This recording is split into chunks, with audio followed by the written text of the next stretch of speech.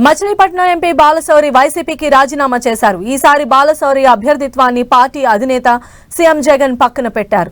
ప్రత్యామ్నాయ అభ్యర్థి పరిశీలనలో ఉండడంతో బాలశౌరి వైసీపీకి రాజీనామా చేశారు. జనసేనలో చేరనున్నట్లు బాలశౌరి ట్వీట్ చేశారు. వైఎస్ హయాం నుంచి బాలశౌరి ఆ కుటుంబానికి సన్నిహితుడిగా ఉన్నారు. అయితే కొంతకాలంగా జగన్ కు బాలశౌరికి మధ్య అంతరం పెరిగింది. తనకు సీటు లేదని తేలడంతో పార్టీ మారే యోచనలో ఉన్నారు బాలశౌరి.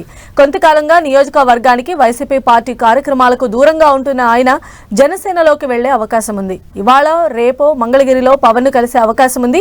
కాపు సామాజిక వర్గానికి చెందిన బాలశౌరికి దండిగా ఆర్థిక బలం ఉంది. ఢిల్లీ స్థాయిలోనూ బాలశౌరికి లాబింగ్ నెట్వర్క్ ఉంది. గుంటూరు లేదా మచిలీపట్నం స్థానంపై బాలశౌరి ఆసక్తి కనబరుస్తున్నారు. వైఎస్ హయాంలో తెనాలి ఎంపీగా చేసిన బాలశౌరి చిరంజీవి కుటుంబంతో సన్నిహిత సంబంధాలున్నాయి.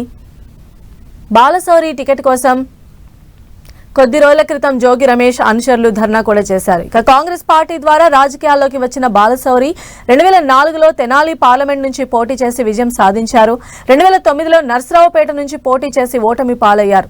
ఇక 2013లో వైసీపీలో చేరిన బాలశౌరి 2014లో గుంటూరు లోక్సభ స్థానం నుంచి పోటీ చేసి ఓడిపోయారు. ఇక 2019లో మచిలీపట్నం నుంచి పోటీ చేసి గెలుపొందారు.